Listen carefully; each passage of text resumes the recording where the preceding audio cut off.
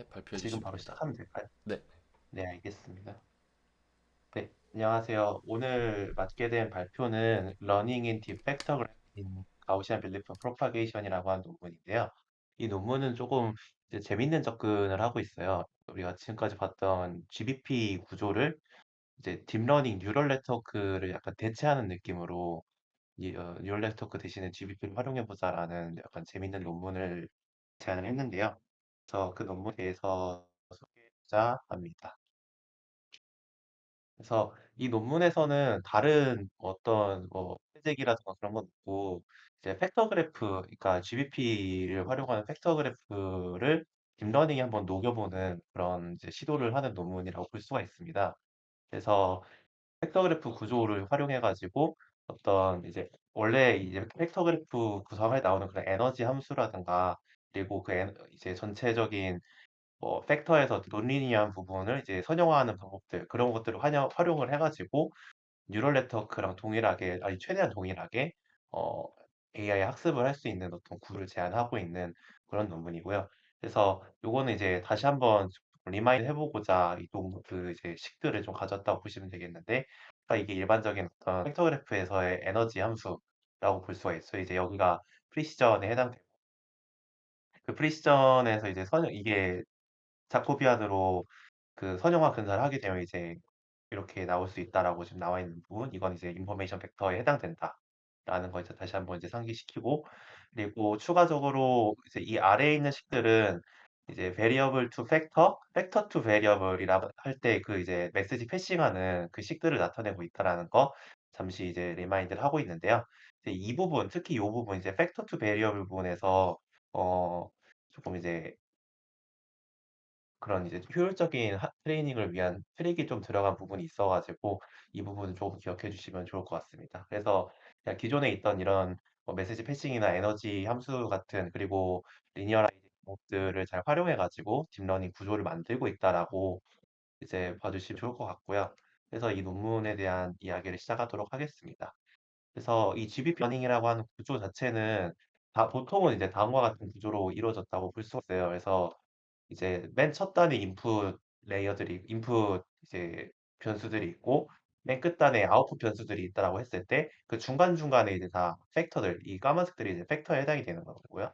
그 팩터들로 구성이 되어 있고, 그래서 원래 이제 알고 있는 팩터 그래프처럼 베리어블 팩터 형태로 구성이 되어 있다라고 볼 수가 있습니다. 그래서 뭐 그런 형태로 구성이 되어 있고, 이거는 지금 여기 나와 있는 거는 이미지 클래시피케이션을 위한 어떤 컨볼루션 구조를 만든 예시라고 봐주시면 좋을 것 같고요. 그래서 일반적인 구조 자체는 인풋과 아웃풋, 그리고 그 중간중간에 핀 레이어들에 속한 이 빨간색들, 여기서 액티베이션이라고 얘기를 하고 있는데, 그런 부분들이 이제 같이 들어가 있는 걸 볼 수가 있고요. 그리고 여기 파란색으로 빠져 있는 부분들이 이제 러너블 파라미터에 해당된다고 볼 수가 있습니다. 그래서 지금 이 회색 네모 쳐져 있는 부분들이 어떻게 보면 이제 레이어에 해당된다고 보고 있는데, 레이어가 아니라 가까이 어떤 이제 옵저베이션들이라고 이제 볼 수가 있는데, 그러니까 여기서는 어떤 2라고 써 있는 이제 엠리스트에서 2라고 써 있는 숫자 그림, 그리고 이거는 5, 8이라고 써 있는 이제 그림들이 이제 여기서 이제 옵저베이션이라고 하면은, 모든 옵저베이션에서 이 파라미터 자체들은 좀 공유되고 있는 페어드 파라미터 형태로 지금 쓰고 있다. 이 네트워크 구조에서 이제 활용하고 있다고 볼 수가 있습니다. 그래서 이제 이 팩터에서 쓰는 이제 이 파라미터들을 쉐어하고 각각의 옵저베이션에 대해서 이 인풋, 아웃풋 그리고 액티베이션 부분들을 좀 각각 다르게 가져보고 있다라고 볼 수가 있습니다. 그리고 이 팩터의 역할을 보면은 팩터 자체는 이제 그 레프레젠테이션이 로컬리 컨시스턴트하게 하는 역할, 그러니까 어떤 지역적인 부분들 일관되게 하는 어떤 그런 역할을 하고 있다고 볼 수가 있는데, 그래서 뭐 이전 상태, 현재 상태, 다음 상태로의 어떤 그런 걸 이제 추정하면서 그것들을 이제 일관되게 추정할 수 있는 거를 하는 역할을 하고 있는 게 이 팩터의 역할이라고 볼 수가 있습니다. 그래서 이 딥팩터 그래프를 만든 것 자체의 목적은 아까 말씀드렸던 팩터의 역할을 좀 잘 살려가지고 로컬 컨시스턴시 기반으로 레프레젠테이션을 찾는 것이 이제 궁극적인 목적이라고 볼 수가 있습니다. 그래서 이거를 위해서 레이어 내에 있는 액티베이션들이 이제 이전 레이어나 다음 레이어를 예측할 수 있게끔 하는 게 이 팩터 그래프에서 이제 각각의 레이어들이 해야 되는 역할이라고 봐주시면 좋을 것 같고요. 그리고 그 이제 과정 속에서 파라메트릭 논리니어 트랜스포메이션 함수 여기서 이제 f라고 나와 네, 표기하기 함수 요 함수를 이용해 가지고 어떤 이제 예측하는 과정들을 진행한다라고 볼 수가 있습니다. 이제 어떤 입력이 들어가게 돼 있고 이게 이제 파라미터에 해당이 되는데 그 파라미터와 입력을 기반으로 어떤 이제 비선형 형태의 트랜스포메이션 함수를 거쳐 가지고 예측이 진행된다라는 식으로 이제 기본적인 흐름을 이해해 주시면 좋을 것 같습니다. 그래서 이제 이 딥팩터 그래프를 만드는 거에 있어서 여러 가지 예시들을 좀 들고 있는데요. 이제 인코더 부분이라든가 아니면은 컨볼루션 레이어, 디컨볼루션 레이어 뭐 그런 부분들을 여러 가지 지금 예들을 들고 있어요. 먼저 인코더 쪽을 보면은 이제 인코더에서는 이제 팩터 에너지를 다음과 같이 정의하고 있습니다. 이제 이 팩터 에너지의 역할이 이제 어떻게 보면 이제 이런 예측치나 예측하고 있는 어떤 그 트랜스포메이션과 그리고 이제 정답 간의 그런 뭐 차이를 최소화하려고 하는 게 아마 뭐 일반적인 뭐 로스 펑션 같은 것처럼 그런 쪽으로 저는 이해를 했고요. 그래서 여기서 이제 팩터 에너지 같은 경우에는 이전 레이어와 그리고 현재 레이어에 대한 어떤 이제 X 값, observation 값이 있다고 했을 때 그리고 그 파라미터에 대해서 어 이제 F라고 하는 트랜스포메이션을 거쳐 가지고 그러니까 일단은 지금 예시로 든 이 인코더에서는 얘가 이전 레이어에 대한 어떤 스테이트를 잘 예측을 해야 되나라는 걸 이제 목적으로 가지고 있는 겁니다. 그래서 지금 어떻게 보면 이제 여기를 이제 에런 로스 식으로 좀 이렇게 계산하고 있는 걸 볼 수가 있고요. 그래서 트랜스포메이션 결과와 실제 그 이전 레이어의 어떤 스테이트 간의 차이를 좀 계산하고 있는 걸 볼 수가 있습니다.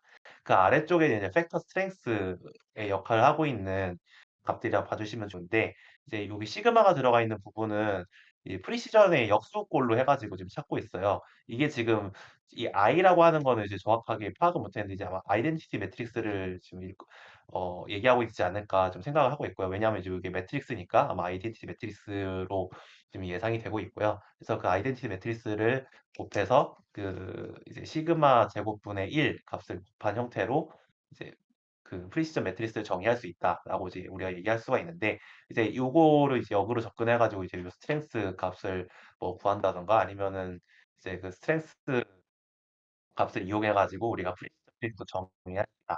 뭐 이렇게 이해를 하시면 좋을 것 같습니다.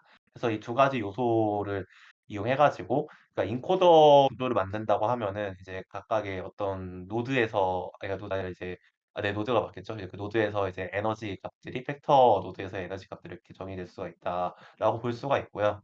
그래서 여기서 말하는 게 이제 트랜스포메이션 결과가 이제 이전 레이어라고 하면은 이제 에너지 값이 이제 적게 나올 테고 이제 에너지가 적을수록 이제 그 이전 레이어로의 예측을 잘하고 있다라고 이제 해석이 될 수 있다고 합니다.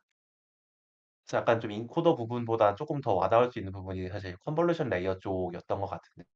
그래서 컨볼루션 레이어를 보면은 특정한 공간적인 위치 A, B가 있다라고 했을 때 이 A, B에 위치하는 팩터가 다음의 요소들하고 연결된다라고 정의할 수 있다고 합니다.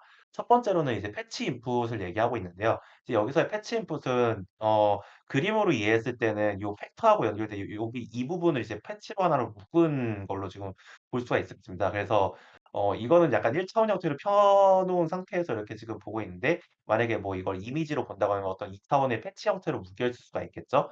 뭐 그런 형태의 입력을 가지고 있지 않을까라고 지금 볼 수가 있고요. 그래서 보시다시피 그 차원 자체도 KL 곱하기 CL-1 형태로 지금 되어 있는 것을 볼 수가 있습니다. 그래서 요거는 이제 채널에 해당되겠죠. 그래서 이런 식으로 이제 정의가 되어 있고 이 패치 입력하고 요 팩터가 연결이 되어 있고 그리고 이 팩터는 이제 이 위치에 상응하는 어떤 액티베이션 변수하고 연결이 돼 있다라고도 볼 수가 있습니다. 지금 여기 이 빨간색하고 지금 연결돼 있는 이 뭐 두 가지 값하고 이제 연결이 되어 있는데 그래서 이것들하고 이제 연결돼 있는 것들도 이제 같이 볼 수가 있고 그리고 요거는 이제 출력 채널 C에 대한 어떤 액티베이션 변수라고 이제 볼 수가 있다고 합니다. 그리고 세 번째로는 파라미터 지금 여기는 잘려 있는데 아까 이제 전체 구조를 봤을 때 파라미터라고 이제 연결돼 있는 걸 이제 볼 수가 있죠, 이렇게. 다시 돌아가면은 이런 식으로 이제 파라미터하고도 연결이 되어 있다라고 볼 수가 있는데 이 파라미터 자체는 서로 다른 레이어가 공유하는 요소라고 아까 말씀을 드렸고 이 파라미터 안에는 출력 채널 그 C에 대한 필터하고 바이어스 값을 갖는다라고 볼 수가 있습니다. 필터의 차원은 이제 다음과 나와 있고 이제 필터를 지금 세타 L이라고 좀 표기를 하고 요거는 이제 바이어스 값으로 좀 표기를 하고 있습니다. 필터는 그래서 대략적으로 아마 뭐 이런 이제 2 차원 형태라든가 거기서 이제 채널을 더한 3 차원 형태로 이제 나타낼 수 있다라고 볼 수가 있습니다. 그래서 이런 식으로 이제 팩터가 다음 요소들하고 이제 연결이 되어 있다고 했을 때 이거를 이제 에너지 펑션하고 이제 그 에너지 펑션 안에 있는 트랜스포메이션을 정의한다라고 했을 때 이제 에너지 펑션 같은 경우에는 이제 왼쪽 측과 같이 이제 정의할 수 있다고 합니다.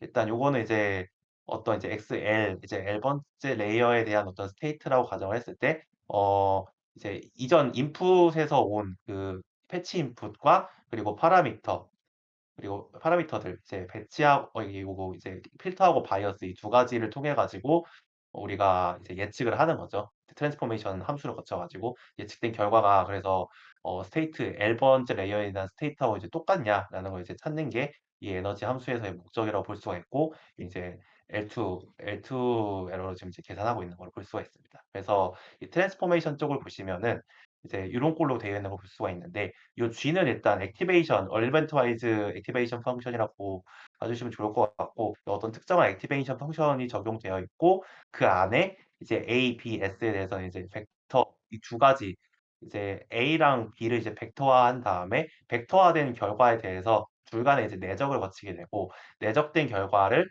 이제 바이어스하고 더한다. 여기 이제 이 S 자리에 바이어스가 들어가 있죠. 그래서 바이어스와 더한다라고 이제 보시면 좋을 것 같습니다. 그래서 이런 식으로 어떤 스파셜한 포지션 A, B와 특정 채널 C에 있는 에너지를 우리가 구했다라고 했을 때 전체 에너지는 이 전체적인 이제 스파셜한 포지션과 전체 채널에 대한 에너지를 모두 더한 값과 똑같다라고 볼 수가 있습니다. 그래서 어떻게 보면 이제 여기서 이제 팩터에 걸려 있는 에너지들을 최소화하면서 우리가 최소화할 수 있는 어떤 파라미터들을 찾는 게 목적이 아닐까 이렇게 조금 받아들였습니다. 그다음으로 이제 컨볼루션을 했으니까 이제 디컨볼루션 그러니까 트랜스포즈드 컨볼루션도 이제 진행을 해야 되는데요. 컨볼루션은 이제 뭐 반대 과정이 되겠죠. 뭐 백워드 포워드 과정에서 만약에 요 컨볼루션을 썼다고 하면은 백워드에서는 트랜스포즈드 컨볼루션이 필요할 수도 있겠고 그렇기 때문에 요 이제 트랜스포즈드 컨볼루션을 정의하는 것도 되게 중요한데요.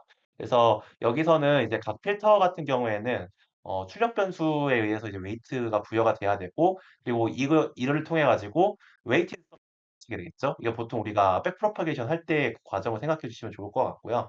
그래서 웨이티드 썸을 통해 가지고 인풋을 이제 다시 복원할 수 있어야 되는 게 주된 목적으로 볼 수가 있습니다. 그래서 그걸 잘 복원하냐 할 수 있게끔 하려면 이제 이제 이런 파라미터들을 잘 구해야 되겠죠. 그 파라미터를 잘 구하기 위해서 이제 만약에 이제 잘 구한 파라미터가 이제 R이라고 하는 요 트랜스포메이션 함수에 들어갔을 때 이 에너지 값을 최소화할 수 있냐라는 게 이제 목적이 될 테고 이 꼴 자체도 요 자체도 지금 동일하지만 보시면 이제 컨볼루션에서는 이제 현재 레이어 그러니까 이전 레이어 입력 들어갔을 때 현재 레이어를 이제 스테이트를 예측한다라고 했을 때 얘는 반대로 이제 백워드 과정을 보통 하게 되니까 이제 현재 레이어에서의 어떤 패치 입력이 들어갔을 때 이전 레이어에서의 그 스테이트를 예측할 수 있게끔 잘 예측하고 있는지를 이제 검사하는 게 요 에너지 함수의 역할이다라고 볼 수가 있습니다. 그다음으로는 이제 렌즈 프로젝션 레이어인데요. 요거는 이제 보통 이미지 클래시피케이션 구조를 이제 만든다고 했을 때 그런 이제 2 차원의 어떤 피처 맵이 나왔다 3 차원의 피처 맵이 나왔을 때 그거를 덴스 프로젝션 레이어를 거쳐 가지고 어떤 플리 커넥티드 형태로 만든다든가 아니면 이제 뭐 더 지나가 가지고 클래스 출력 결과를 도출한다든가 그런 식으로 이제 결과를 만드는 역할을 하게 되겠죠. 그래서 여기서는 이전 레이어에서 어떤 2 차원 이제 3 차원 형태의 요런 이제 패치 입력이 있다고 가정했을 때 이거를 먼저 벡터화로 펴주는 역할을 하게 됩니다.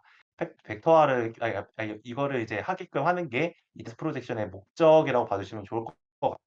그래서 이거를 하기 위해서 어 이제 여기 아래에 나와 있는 것 같은 이제 에너지 함수를 정의를 하고 있고 여기서는 이제 요 CL이라고 하는 거는 만약에 이제 여기서 예를 들면 이제 우리가 클래스 결과를 이제 우리가 얻어야 된다라고 하면은 클래스 분류 결과를 얻어야 된다고 하면은 이 CL 같은 경우에는 전체 클래스 개수가 되겠죠. 그래서 그 클래스 개수에 상응하는 차원을 갖는다라고 했던 것도 이제 요런 경우에는 그렇게 갖는다고 볼 수가 있습니다.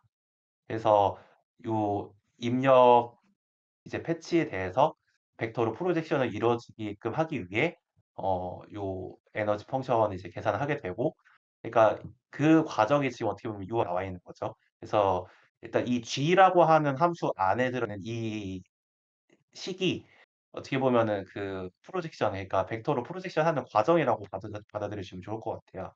그래서 그 과정을 거치게 되고 과정을 거치고 나서 일반화를 위해서 한번 이제 액티베이션 펑션을 함께 활용하고 있다고 하는데 그래서 이 G라고 하는 함수가 그 액티베이션 펑션이라고 이해하시면 좋을 것 같습니다.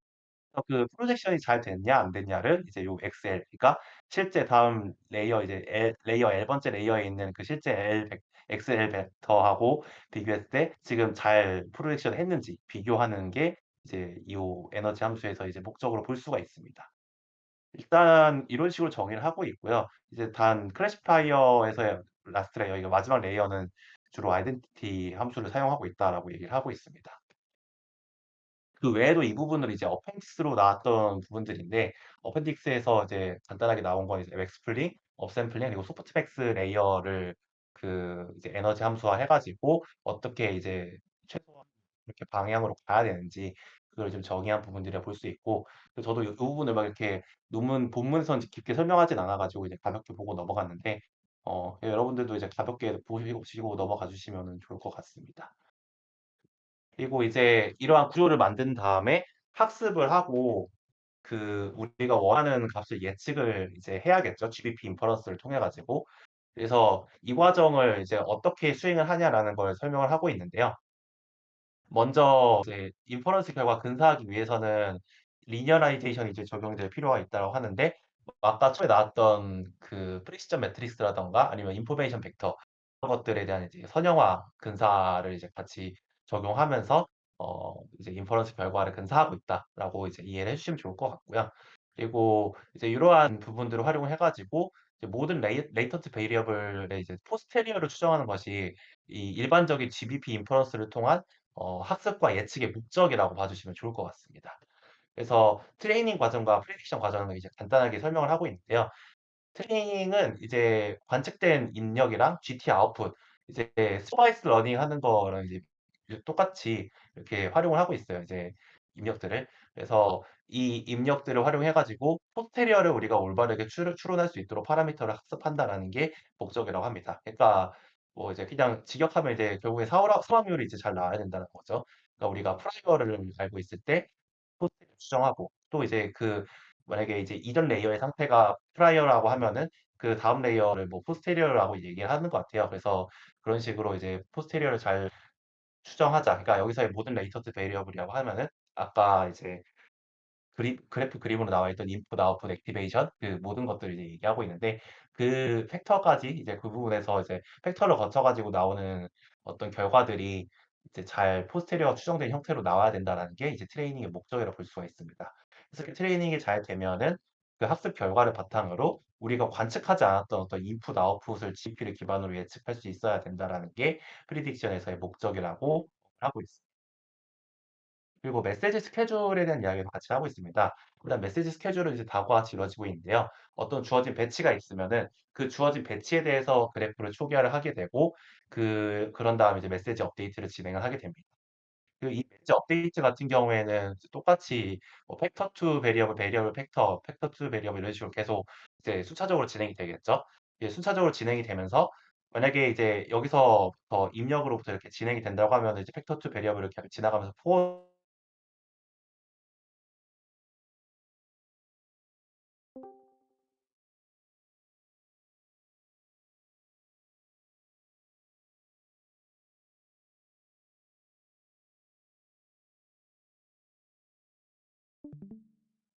저도 안 들립니다.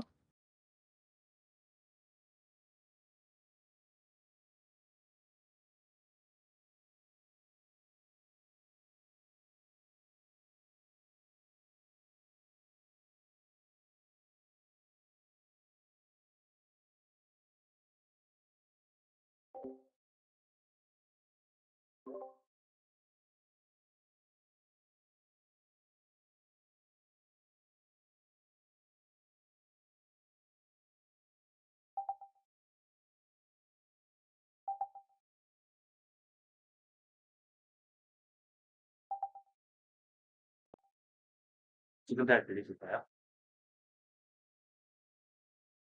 아 네. 갑자기 마이크 장치가 왜 끊겼는지 의심이 의아하긴 한데 네. 죄송합니다. 이 부분 편집 부탁드립니다.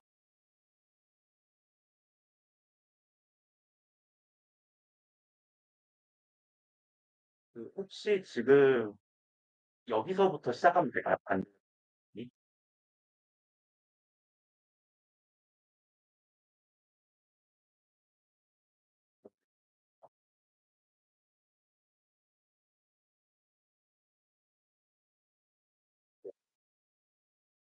네. 다시 시작하겠습니다. 네. 그래서 메시지 스케줄에 대해서 설명드리면은 이 메시지 스케줄 같은 경우에는 어떤 주어진 배치가 있으면 그 배치에 대해서 그래프를 표기화를 하고 그다음에 이제 메시지를 업데이트하게 될 텐데요. 이 메시지 업데이트 같은 경우에는 일반적인 GBP 메시지 업데이트와 다르게 팩터 투 베리어블, 베리어블 투 팩터, 팩터 투 베리어블의 식으로 순차적으로 이렇게 업데이트하게 됩니다. 그래서 이런 식으로 순차적으로 진행을 하면서 포워드 과정을 거치게 되겠고 그리고 반대로 이제 백 프로파게이션을 위해서 백워드 과정도 있고 거치게 되겠죠. 그런 식으로 이제 레이어드를 순차적으로 거쳐가면서 진행을 하게 되겠고 그렇게 이제 진행을 하게 되면은 이제 한 번에 이터레이션이 끝난다라고 볼 수가 있고 그리고 정해진 어떤 리레이션이 있으면은 그 이터레이션만큼 이 과정을 반복한다라고 볼 수가 있습니다. 어떻게 보면은 이제 일반적인 뉴럴 네트워크 학습하고 그 메커니즘이 동일하다고 볼 수가 있고요. 그리고 이제 이 각각의 레이어에서는 이제 병렬적으로 지금 팩터트 베리어블 업데이트가 병렬적으로 수행된다라는 게 핵심이라고 합니다. 그래서 병렬적으로 팩터트 베리어블에 대한 업데이트를 계산, 메시지 업데이트 계산을 하고 있고, 그리고 이 각각의 베리어블 타입에 대해서도 베리어블 투 팩터 메시지 업데이트를 이제 같이 수행을 한다라고 볼 수가 있다. 그런 식으로 과정이 진행된다고 볼 수가 있고요. 그리고 이제 그다음으로 이야기할 부분은 이 GBP 자체를 좀 효율적으로 그러니까 이렇게 GBP를 이용해서 딥러닝 구조를 만들었는데 효율성이 떨어지는 부분을 조금 완화해 보자라는 게 목적입니다. 그래서 먼저 이 부분을 보시면 이게 이 식이 그 팩터 투 베리어블에 대한 그 메시지 패싱에 대한 부분인데 이 수식을 보면은 이 시그마로 되어 있는 부분이 있어요. 이 시그마 같은 경우는 그 식을 좀 풀어보면 요 이제 프리시전 매트릭스와 그 D라고 하는 요 매트릭스 요 중에 더하기 형태로 좀 되어 있는데 근데 사실 요 어떤 이 매트릭스 형태의 무언가가 나온다고 했을 때 그거의 역행렬을 지금 계산을 하고 있습니다. 근데 이 역행렬 계산을 하는 과정이 계산 복잡도를 라고 얘기를 하고 있어요. 뭐 이제 매트릭스의 좀 크기가 너무 커진다라고 하면은 복잡도가 더 올라갈 테고 그런 문제점이 있는데 그런 부분을 조금 완화해 보자 해 가지고 뭐 이제 논문에서 이야기하기로는 역행렬 특성을 활용한다라고 얘기를 하고 있는데 먼저 이제 결론만 말씀드리면 이제 이 우드버리 아이덴티라고 하는 이론을 활용한다라고 하고 있습니다. 아마 이 앞에 나와 있는 조건들이 이 우드버리 아이덴티티를 쓰기 위한 조건이지 않을까라고 생각을 하고 있는데 사실 저도 이 부분은 정확하게 이제 처음 보는 이론이라 가지고 정확하게 알지는 못하지만 어렴풋이 그냥 요 이론 요 이제 전제 조건들이 아마 요 아이덴티티 수식을 이제 주기 위한 사전 조건이지 않을까라고 좀 이해를 했고요. 그래서 먼저 이제 첫 번째 조건으로는 이제 옵저베이션 차원이 M이라고 했을 때 어떤 이제 그 디멘전 Y를 이제 결과가 이제 M이라고 했을 때 그리고 이 M이라고 하는 값 자체가 프리시전 매트릭스의 이제 가로 세로 크기 중에 이제 뭐 어떤 가로 쪽 크기보다 이제 그 어떤 M을 갖는다라고 이제 규정을 해 보겠습니다. 이제 그러한 크기를 갖는 이제 그러한 차원의 크기를 갖는 팩터가 있다고 할 수가 있고 그리고 프리시전 매트릭스 이제 선형화된 프리시전 매트릭스가 있다고 했을 때 이 매트릭스 자체가 로우 랭크를 갖는다라고 했을 때 그 세 번째 조건은 스칼라 베 어떤 그래프가 있다고 했을 때 이 그래프에서 베리어블 로드가 스칼라 값을 갖는다라고 이제 전제 조건을 가질 수 있으면은 여기서 이제 이 B라고 하는 매트릭스 이제 다이아고널 매트릭스를 정의할 수 있다라고 합니다.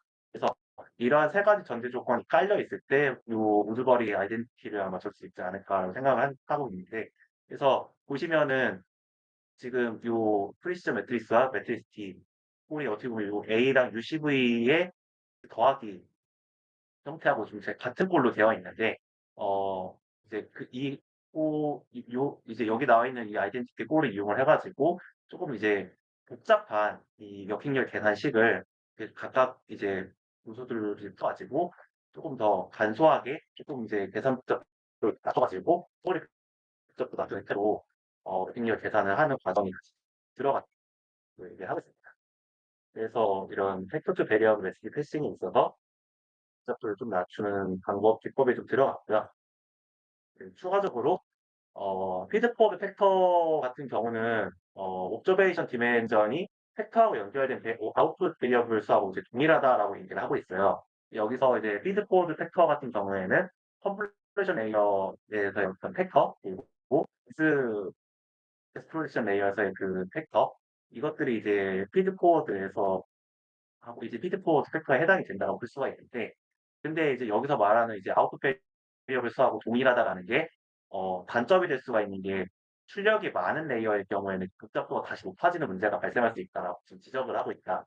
그래서 그런 부분은 다시 또 완화를 해야 되는데 아웃풋 차원에 따라서 이 팩터들을 분해해 가지고 각각의 에너지를 구한 다음 그 에너지의 합을 구하는 식으로 접근할 수 있다라고 얘기를 하고 있습니다. 그래서 전체 아웃풋 베리어블 수와 동일하게 그 디메저를 가져가서 에너지를 구하는 게 아니라 각을 좀 분해해 가지고 차원에 따라서 이제 분해한 다음에 에너지를 구한 다음 합을 구하면은 또 이제 동일하게 결과가 나오기 때문에 이렇게 활용할 수 있다라고 얘기를 하고 있고 이러면 시간적으로도 단축이 가능하다라는 점을 이제 어 주장을 하고 있습니다.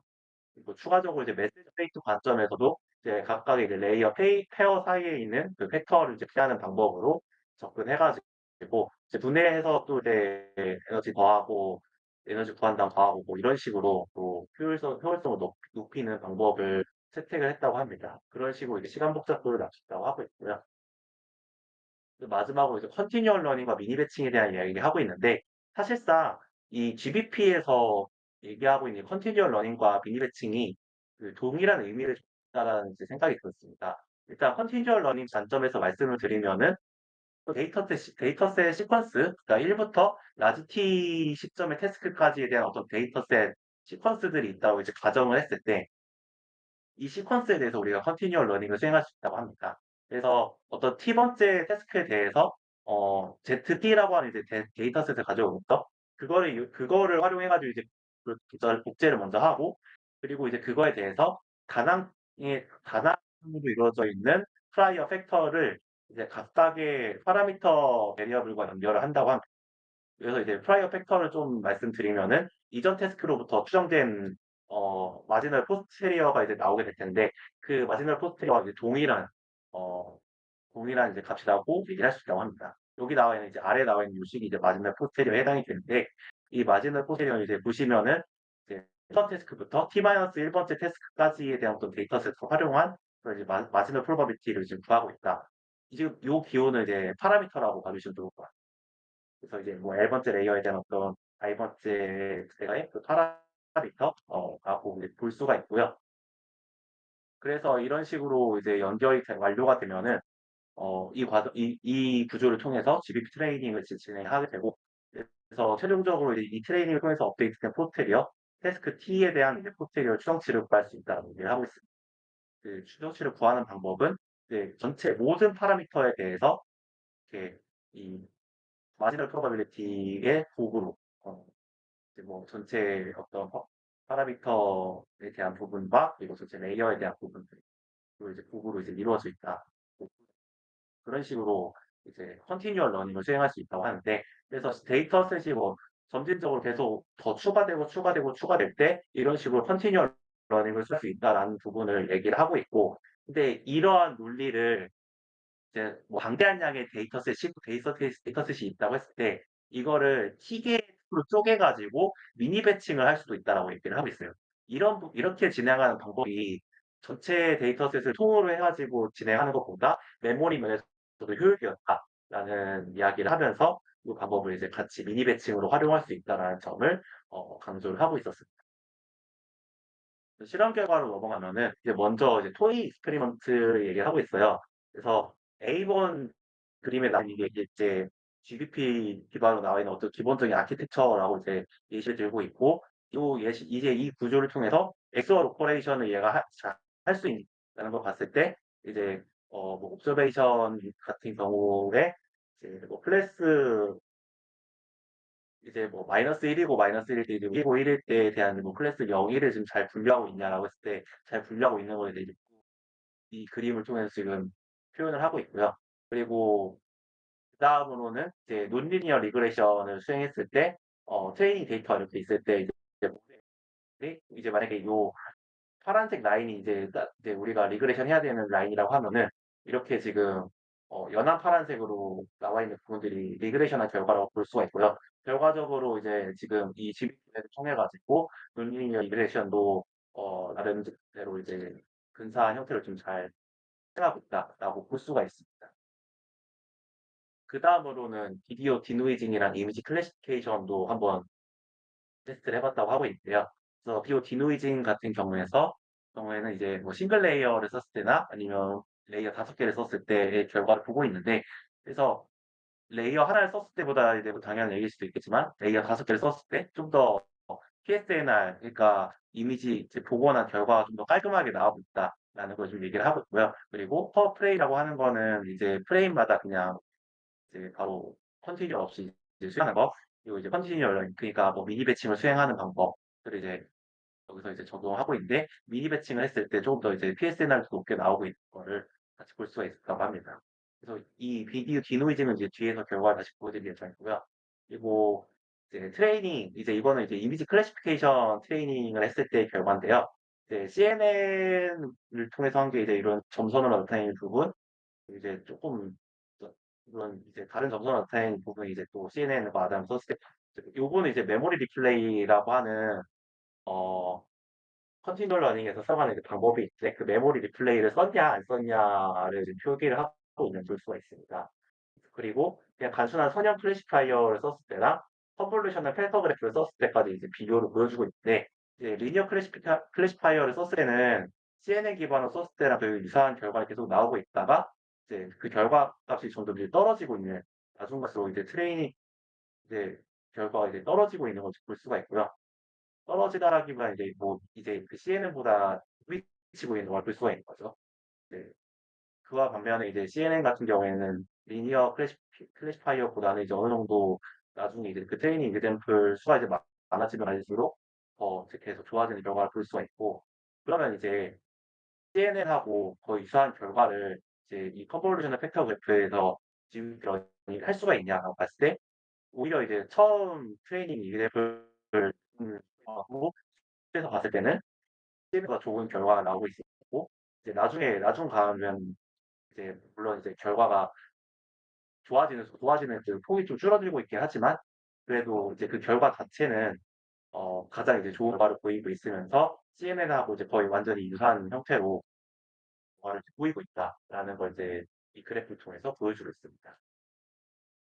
마지막으로 이제 그 비디오 디노이징에 대한 이제 사진 결과를 이제 보여드리고 있는데, 이제 클린한 이미지에서 이제 이런 임의의 노이즈를 줬을 때 퍼프레임 러닝을 통해 가지고 이제 싱글 레이어 썼을 때 이걸 레이어 5 개 썼을 텐데, 레이어 하나 썼을 때 좀 아티팩트가 조금 남아 있는 건 볼 수가 있는데, 쪼끔 스무딩이 된 것처럼 좀 하지 모르겠지만, 물론 이제 이 GT하고는 조금 결과가 떨어질 수는 있지만 이런 아티팩트 같은 결과는 조금 더 스무딩된 느낌으로 이렇게 레이어 5 개일 때 디노이징이 잘 된 걸 좀 볼 수가 있었고요.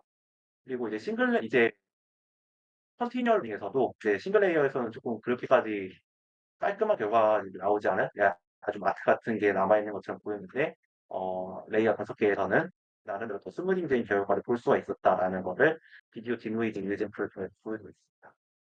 그래서 이러한 사례들을 통해서 이제 뭐 비디오 디노이징부터 이미지 클래시피케이션, 그런 이제 AI 기반으로 어떤 이미지 프로세싱을 할 수 있는 부분들을 하고 있는 사례들을 보여주면서 이 팩터그래프 구조의 기반의 GPT 러닝이 CNN 같은 그런 이제 뉴럴 네트워크 배치해 가지고 활용될 수 있는 사례를 보여주기도 했습니다.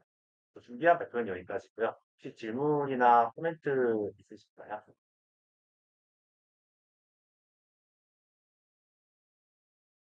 네, 저 질문 있습니다. 네. 네, 우선 네, 발표 감사합니다. 흥미로운 내용인 것 같고, 네, 저도 인공지능에 대해서 뭐 많이 알진 않지만 그래도 네, 흥미로운 내용인 것 같습니다. 네, 제 질문 사항은 그러니까 제 느낌에는 이 아키텍처가 이 신경망 아키텍처가 약간 오토 인코더 같은 느낌인 것 같은데, 그러면은 뭐 설명해 주신 것 같긴 하지만 그 인풋하고 잠재 변수가 각각 어떤 걸 의미하는지 제가 놓친 것 같고요. 그리고 제 느낌에는 그 이 팩터그래프라는 것도 이제 시간이 흐르면서 점점 뭐 계속 성장하고 변하고 개수가 변하고 그럴 것 같은데, 대체로 인공신경망 같은 경우에 이게 이게 그 파라미터 개수가 이렇게 한정이 된 걸로 알고 있는데 어떻게 이런 변하는 것들을 처리할 수 있는지 궁금합니다. 일단 첫 번째 질문에 대한 답변을 드리면은 저는 오히려 오토 인코더라기보다는 그 NLP 구조로 좀 생각을 일반적으로 이제 러닝을 이제 딥러닝을 한다고 하면 이제 가장 먼저 접하는 게 MLP 구조긴 하잖아요. 그래서 MLP 구조로 먼저 좀 이해를 했고요. 그래서 어떻게 보면 이제 뭐 이게 뭐 가까이 뭐 레이턴트 베리어블이라고 하기보다는 킬 레이어의 역할을 하고 있다고 이해하는 게 조금 더 맞지 않을까라고 생각을 하고 있습니다. 그리고 제가 두 번째 질문을 이해를 못했는데 혹시 두 번째 질문 좀 다시 해주실 수 있을까요? 아, 네. 네. 이게 제가 이해를 못해서 잘 이해가 안 되는 것 같은데요. 그러니까 어 그러니까 이제 팩터그래프가 제가 알기로는 이제 노드하고 이제 그 팩터들이 이렇게 같이 이루고 있는 어떤 그래프 구조겠죠? 근데 그게 이제 뭐 시간이 지날수록 뭐 새로운 뭐 랜드마크를 발견한다든지 뭐 그러면 이게 점점 이게 팩터그래프가 성장을 할 거 아닙니까? 근데 어떠한 방식으로 이 신경망은 이제 뭐 파라미터 사이즈라든지 뭐 인풋 크기라든지 이런 게 고정이 돼 있을 텐데 그런 이제 변하는 것들을 어떻게 그 신경망으로 처리를 하는 건지 궁금합니다. 원하는 것들이라고 하면은 뭐 새로운 데이터가 들어와서 얘를 말씀하시는 거예요? 제가 그냥 느끼기에는 이제 팩터가 이제 뭐 처음에 이제 로봇이 아무것도 안 봤을 때는 아무것도 없다가 이제 랜드마크를 하나 보면은 또 노드가 하나 늘고 또 새로운 랜드마크를 보면 또 노드가 하나 늘고 약간 그런 식으로 늘어나는 거 아닐까요? 저는 잘 모르긴 하는데 네. 저는 이제 그게 이제 파라미터 변한다고 생각을 했거든요. 아, 그게 조금 다르게 이제 슬램에서의 팩터그래프라면 그럴 수 있겠는데 이거는 그 팩터그래프의 특성을 살려가지고 그냥 뉴럴 네트워크를 만들었다고 보시면 되겠고요. 그래서 그 팩터그래프의 특성을 살려가지고 베리어블 노드랑 노드들을 이어가지고 어떤 하나의 레이어를 만들고 만약에 내가 5개의 레이어를 만들고 싶다고 하면 이제 팩터는 베리어블 뭐 이거를 5쌍을 연결한다든가 그런 식으로 이제 줄줄이 연결해가지고 정해진 개수만큼 레이어를 만드는 식으로 뉴럴 네트워크랑 동일하게 어떤 구조를 만들기다라고 이해하시면 좋을 것 같아요. 그래서 뭐 이제 로봇이 랜드마크를 봐가지고 어떤 그래프가 성장한다든가 그런 식이 아니라 어떤 고정된 형태의 그래프를 만들고 그래프 안에다가 입력을 넣은 다음에 뭐 리그레션을 원하면 리그레션, 클래시피케이션을 원하면 클래시피케이션 결과를 도출하는 게 이 구조에서의 역할이라고 보시면 좋을 것 같아요. 아, 네, 알겠습니다. 아, 네, 설명 정말 감사합니다. 제가 논문을 읽을 때 조금 도움이 많이 될 것 같은 답변이었습니다. 고맙습니다. 감사합니다. 또 질문 있으실까요?